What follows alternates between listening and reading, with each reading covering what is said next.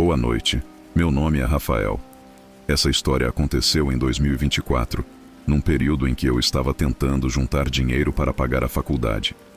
Eu trabalhava como segurança noturno num galpão de logística na zona industrial da cidade. Era um lugar enorme, cheio de contêineres, caixas empilhadas e corredores estreitos que pareciam não ter fim. O turno da noite era tranquilo, na maior parte do tempo. Eu fazia rondas com uma lanterna, verificava os portões e passava horas na guarita, olhando as câmeras de segurança. O galpão ficava numa área afastada, cercada por terrenos baldios e algumas fábricas que fechavam à noite. O silêncio lá era tão grande que, às vezes, eu ouvia o barulho do meu próprio sangue pulsando nos ouvidos. Mas o salário era bom e eu precisava do emprego, então não reclamava. O galpão tinha uma fama esquisita entre os funcionários.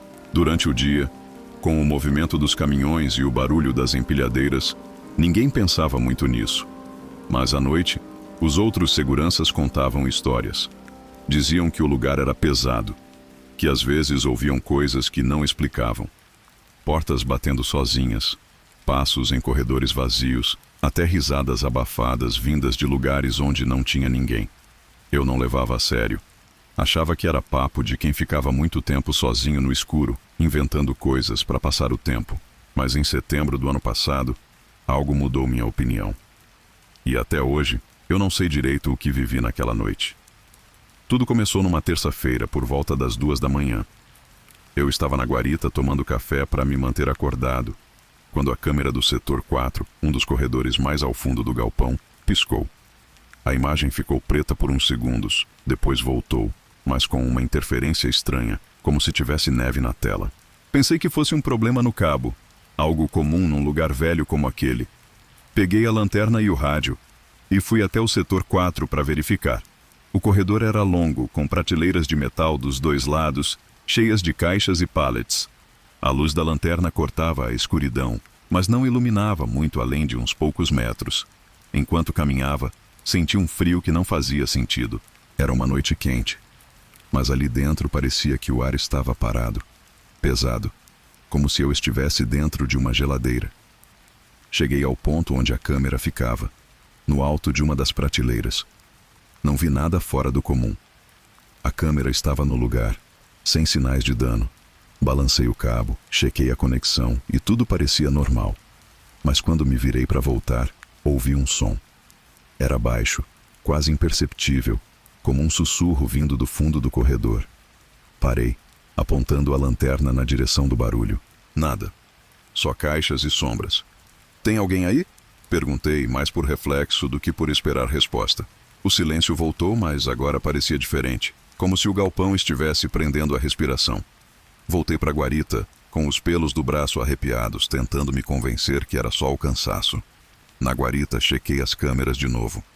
A do setor 4 estava funcionando, mas a imagem ainda tinha aquela interferência, como se algo estivesse atrapalhando o sinal. Enquanto eu mexia nos controles, o rádio chiou. Era um som agudo, que fez meus dentes doerem. Depois, uma voz. Não era clara, mas parecia dizer algo como: "Não olha para trás." Meu coração deu um pulo. O rádio estava configurado para um canal interno, que só os seguranças usavam, e eu estava sozinho no turno. Tentei chamar pelo rádio. "Aqui é o Rafael, quem tá falando?" Silêncio. Tentei de novo, e nada. Peguei o celular para ligar para o meu supervisor, mas o sinal estava morto. Isso era estranho, porque o galpão tinha uma antena própria para garantir cobertura.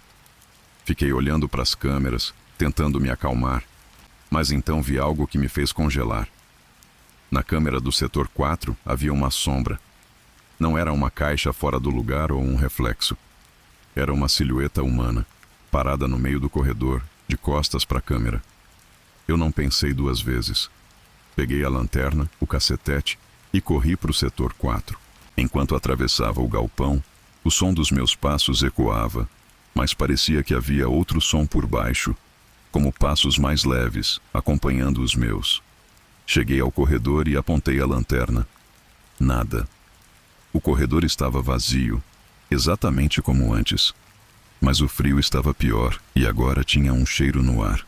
Algo metálico, como ferrugem. misturado com um leve odor de mofo. Voltei para a guarita com o coração na boca e chequei a câmera de novo.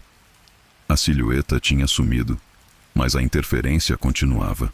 Passei o resto da noite sem sair da guarita, com os olhos grudados nas telas, esperando ver algo, qualquer coisa. Na manhã seguinte, contei para o meu supervisor, o Jair. Ele ouviu com cara de quem já tinha ouvido coisas parecidas antes. Rafael, esse galpão já foi depósito de muita coisa esquisita. Antes de ser de logística, era usado para guardar produtos químicos. E antes disso, ninguém sabe direito. Tem gente que jura que já viu coisas aqui, mas não se preocupa, é só impressão. Ele disse para eu checar o histórico de manutenção das câmeras e esquecer o assunto. Mas eu não conseguia. Comecei a perguntar para os outros seguranças, e um deles, o Carlos, que trabalhava ali há anos, me puxou para o canto. Rapaz, não mexe com isso. Uns anos atrás, um segurança sumiu durante o turno da noite. Encontraram ele dias depois, num terreno baldio aqui perto, sem nenhuma marca, só com um olhar vidrado, como se tivesse visto o diabo. A polícia disse que foi overdose, mas ele não usava nada.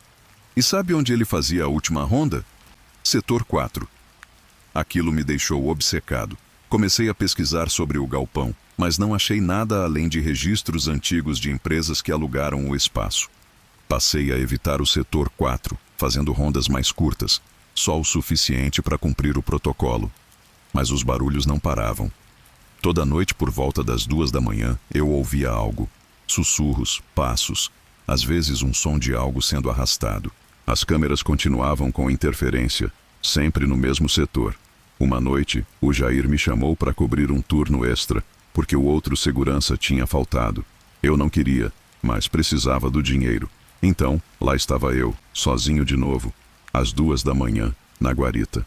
Dessa vez, o rádio não chiou. Em vez disso, todas as câmeras do setor 4 apagaram de uma vez. Não era interferência, era como se alguém tivesse desligado tudo. Peguei a lanterna e o rádio. Mas antes de sair, tranquei a porta da guarita. Não sei porquê, só senti que precisava. Fui até o setor 4, com o coração batendo tão alto que parecia que ia explodir. Quando cheguei ao corredor, o frio estava insuportável, e o cheiro metálico agora era tão forte que eu quase engasguei.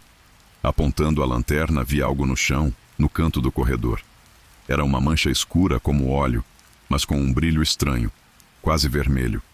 Me aproximei e percebi que não era óleo, era sangue. Não muito, mas o suficiente para formar uma poça pequena, ainda úmida. Eu não sei o que me fez olhar para cima, mas quando fiz, vi ele. Um homem parado no topo de uma das prateleiras, a uns 3 metros do chão. Ele estava agachado, como um animal, me olhando. A luz da lanterna pegou o rosto dele, e eu juro que nunca vi algo tão errado. A pele era pálida, quase translúcida, e os olhos eram grandes, fundos, com pupilas dilatadas que pareciam engolir a luz. Ele não piscava, só me encarava com a cabeça inclinada, como se estivesse me estudando.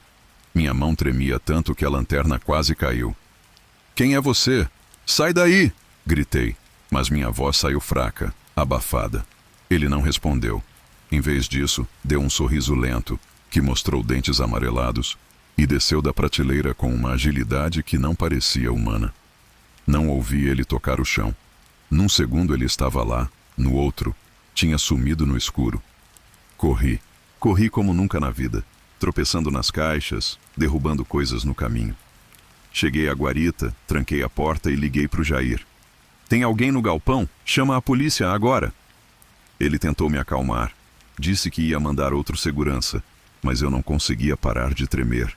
Fiquei olhando para as câmeras, e elas tinham voltado ao normal, como se nada tivesse acontecido.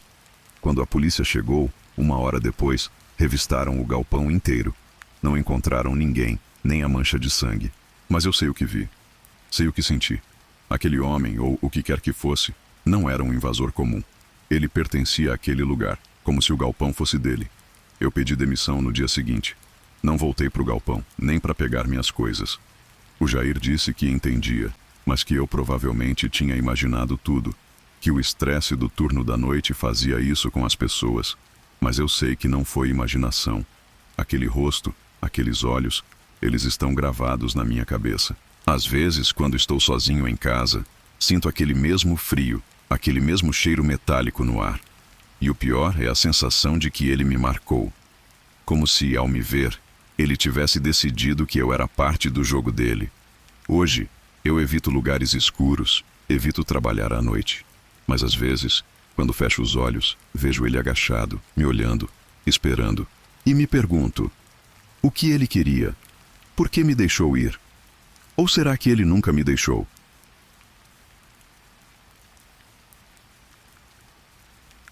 Se você gostou desse relato, deixa seu like, comenta o que achou e se inscreve no canal para não perder as próximas histórias.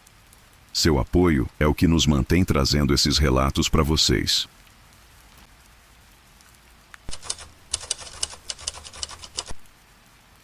Boa noite, meu nome é Camila.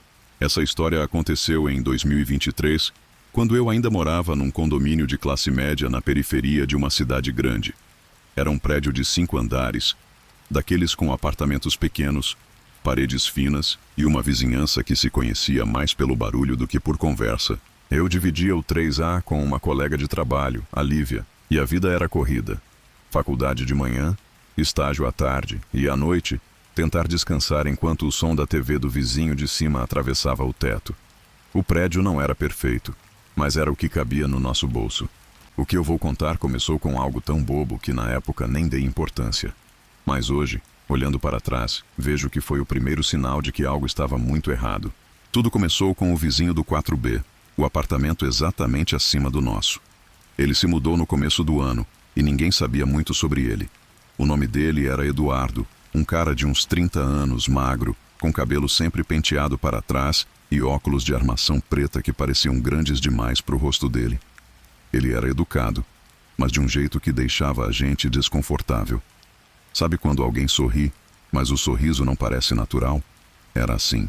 Ele cumprimentava no elevador, fazia comentários sobre o tempo, mas nunca olhava diretamente nos olhos. Era como se estivesse recitando um script. Lívia dizia que ele dava vibes de serial killer, mas ria logo depois, como se fosse só uma piada. Eu também ria, porque no fundo, achava que era só o jeito dele. Afinal, todo mundo tem suas esquisitices, né? O primeiro sinal estranho veio numa noite de semana, por volta das 11 horas. Eu estava no quarto, revisando uns trabalhos da faculdade, quando ouvi um som vindo do teto. Não era o barulho normal de passos ou da TV. Era um arrastar, como se alguém estivesse movendo um móvel pesado, mas com pausas longas, como se a pessoa parasse para pensar antes de continuar. O som durou uns 5 minutos.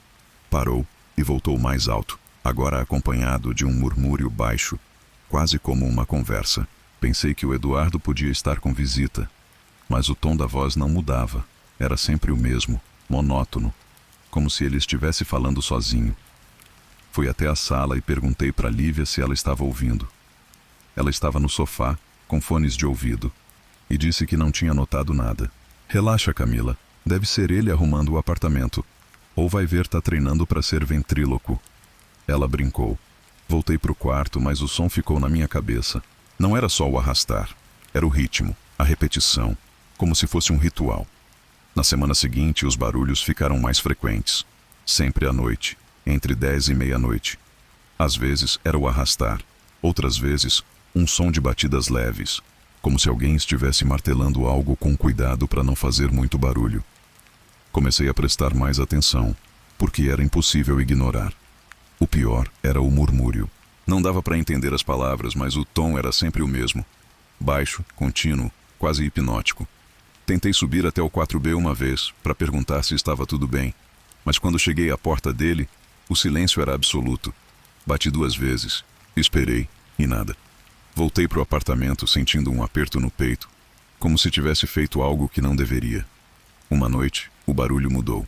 Era um som mais pesado, como se algo grande tivesse caído no chão, seguido de um silêncio tão profundo que parecia que o prédio inteiro estava prendendo a respiração. Eu estava sozinha.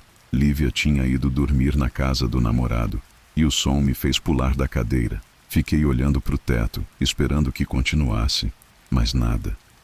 Só aquele silêncio pesado. Peguei o celular e mandei uma mensagem para Lívia. Você já ouviu o Eduardo derrubar algo pesado assim? Ela respondeu depois de uns minutos. Não, mas ele é esquisito. Talvez tenha derrubado uma estante. Tenta ignorar. Ignorei, mas não dormi direito aquela noite. No dia seguinte, passei pelo corredor do quarto andar e notei um cheiro estranho vindo da porta do 4B. Não era forte, mas era desagradável, como lixo que ficou tempo demais na lixeira, misturado com algo químico, talvez amoníaco.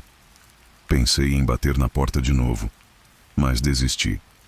Algo em mim dizia para ficar longe. Os dias passaram e o cheiro no corredor ficou mais forte.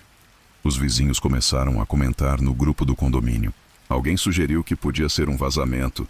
Outro disse que o Eduardo talvez tivesse deixado comida estragar. O síndico, um cara chamado Roberto, disse que ia falar com ele. Naquela noite, o Roberto bateu na nossa porta para contar o que aconteceu. Fui no 4B, bati, mas ninguém atendeu. O cheiro tá forte mesmo, mas a porta estava trancada e não dá para entrar sem motivo. Vou ligar pro dono do apartamento, ver o que ele sabe. Ele parecia incomodado, mas não preocupado o suficiente para fazer algo na hora. Eu e Lívia trocamos um olhar. Você acha que a gente devia chamar a polícia? Perguntei. O Roberto riu, como se eu tivesse exagerando. Polícia por causa de um cheiro? Vamos esperar. Vai que o cara só tá viajando e esqueceu o lixo. Mas o cheiro não melhorou, e os barulhos continuaram. Agora, além do arrastar e do murmúrio, tinha um som novo. Um clique repetitivo, como se alguém estivesse ligando e desligando um isqueiro. Eu comecei a ficar obcecada.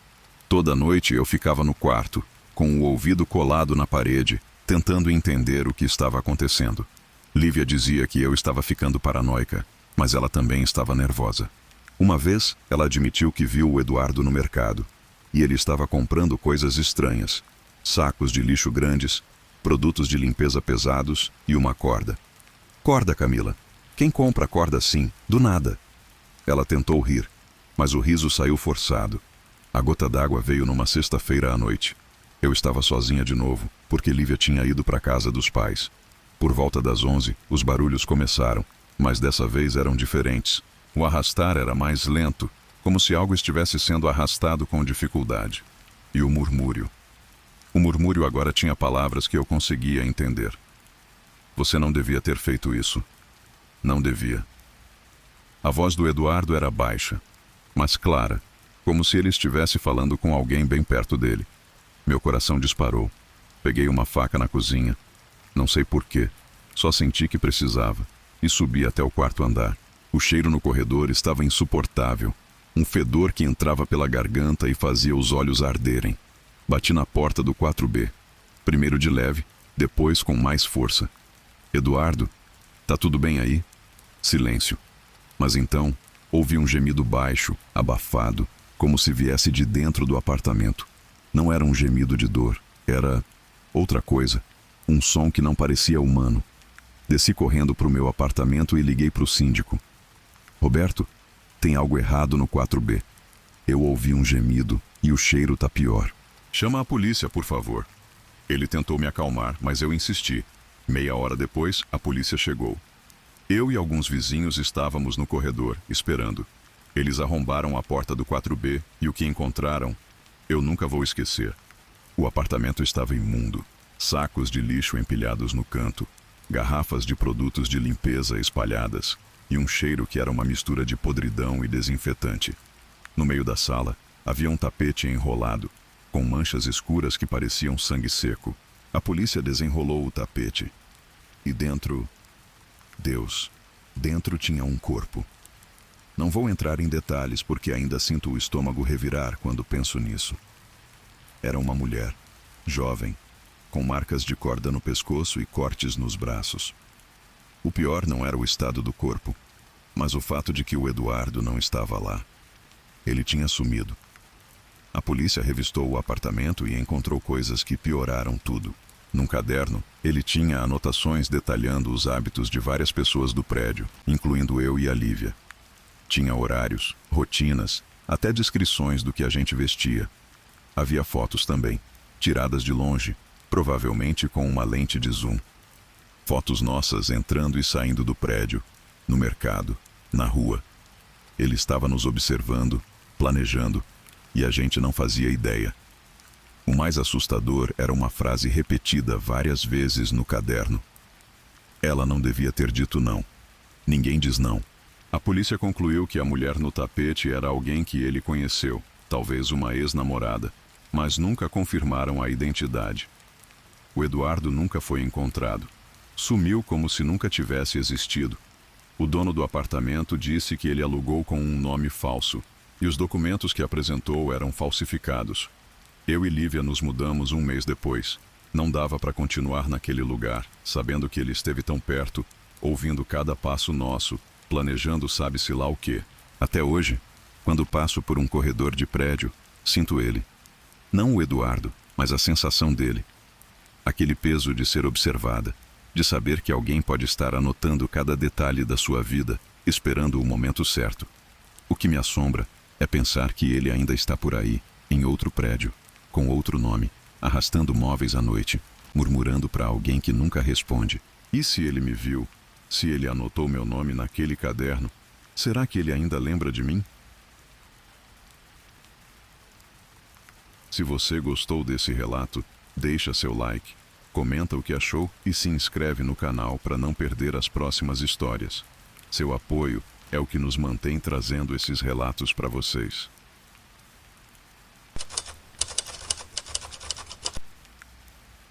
Boa noite. Meu nome é Ana. Essa história aconteceu em 2022, quando eu ainda morava com meus pais numa rua tranquila de um bairro residencial, daqueles com casas térreas, muros baixos e vizinhos que se conhecem pelo nome. Nossa casa era simples, com um quintal pequeno e uma varanda onde minha mãe gostava de tomar café enquanto lia o jornal. Ao lado, havia uma casa que ficou vazia por anos. O portão enferrujado, as janelas com tábuas pregadas e o mato crescendo no quintal davam um ar de abandono. Os vizinhos diziam que o último morador, um homem solitário, tinha morrido lá dentro, mas ninguém sabia os detalhes. Era só um boato, e eu nunca dei muita bola. Até que, no começo de 2022, alguém se mudou para lá, e tudo mudou. Era uma mulher, chamada Sônia. Ela apareceu do nada, sem caminhão de mudança, sem barulho, só com uma mala pequena e uma bolsa de ombro. Eu a vi pela primeira vez quando estava regando as plantas na varanda. Ela estava no portão da casa ao lado, mexendo na fechadura. Era magra, com cabelos castanhos curtos e um jeito apressado, como se não quisesse ser notada. Quando me viu, deu um aceno rápido, quase automático, e entrou. Minha mãe, que adora uma fofoca de bairro, tentou puxar conversa com ela no mercadinho da esquina, mas Sônia era monossilábica. Sou de outra cidade, vim por causa de trabalho. Foi tudo o que disse. Não falou onde trabalhava, nem por que escolheu aquela casa caindo aos pedaços. Minha mãe achou estranho, mas disse que era só uma questão de tempo até ela se abrir. Os primeiros dias foram normais. Não víamos muito a Sônia, só de relance entrando ou saindo. Mas à noite, comecei a notar coisas. Primeiro, era a luz. A casa dela não tinha energia elétrica funcionando, pelo menos não no começo. Mesmo assim, toda noite, por volta das 10, uma luz fraca, como de uma lanterna ou vela, aparecia na janela da sala, que dava para o nosso quintal. Não era constante, piscava, como se alguém estivesse andando de um lado para o outro. Eu comentei com meu pai, e ele disse que provavelmente era ela usando o celular ou uma lanterna enquanto consertava a fiação. A casa tá um lixo, Ana. Deve estar improvisando. Fazia sentido, então deixei para lá. Mas então vieram os barulhos. Começaram leves, quase imperceptíveis. Um som de algo sendo arrastado no chão, como se ela estivesse movendo móveis sozinha. Às vezes ouvia batidas como marteladas mais abafadas, como se viessem de dentro de um armário. Era sempre tarde, entre 00:30 e 2 da manhã. Minha mãe dizia que era normal, que ela devia estar reformando a casa aos poucos. Mas eu não conseguia ignorar a sensação de que algo estava errado. O som não era de alguém arrumando uma casa. Era irregular, hesitante, como se a pessoa não soubesse o que estava fazendo. E às vezes, eu ouvia um murmúrio, baixo, como uma voz falando sozinha. Não dava para entender as palavras, mas o tom era ansioso, quase desesperado. Uma noite, eu estava na varanda, tentando estudar com fones de ouvido, quando ouvi um som diferente. Era um clique repetitivo, como se alguém estivesse batendo uma colher de metal num copo. Parei a música e fiquei escutando.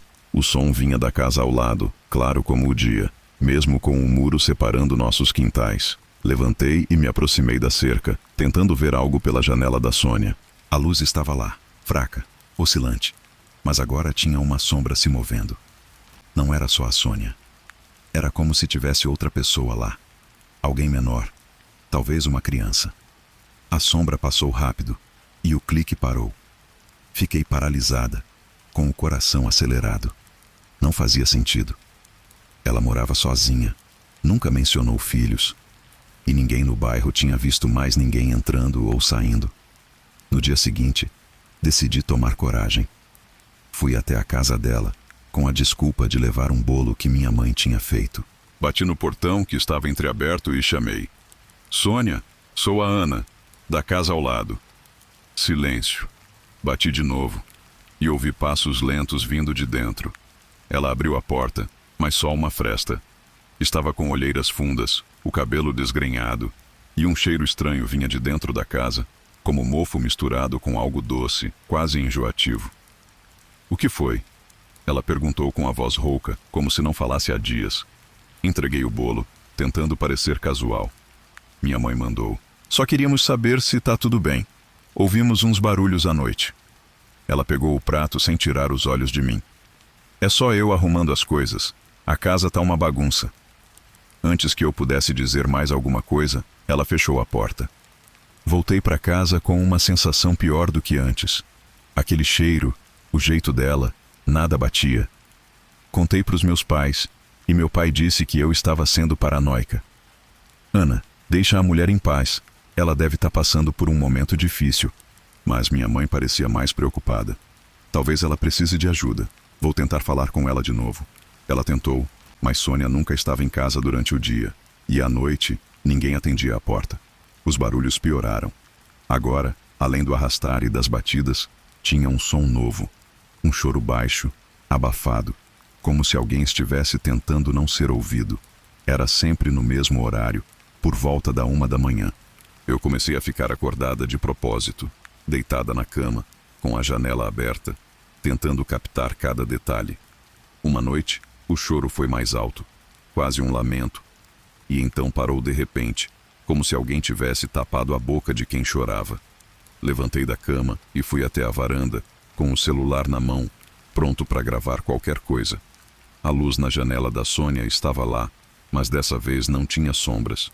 Só o silêncio, pesado, como se a casa estivesse me observando de volta. Decidi fazer algo que hoje me arrependo.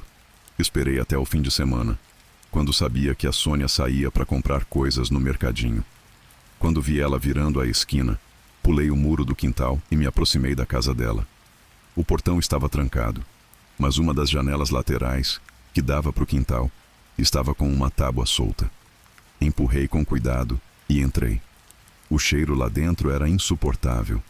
Uma mistura de mofo, sujeira e aquele doce enjoativo.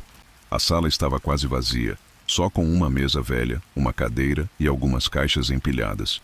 Mas no chão, perto da parede, tinha algo que me fez congelar. Uma mancha escura, grande, como se algo tivesse sido derramado e mal limpo. Não era água. Parecia sangue. Ouvi um barulho vindo do corredor, um som de algo caindo, leve, como um brinquedo. Meu coração disparou. Pensei em correr, mas meus pés pareciam grudados no chão. Peguei o celular e liguei a lanterna, apontando para o corredor. Era estreito, com paredes descascadas, e no fundo, uma porta entreaberta.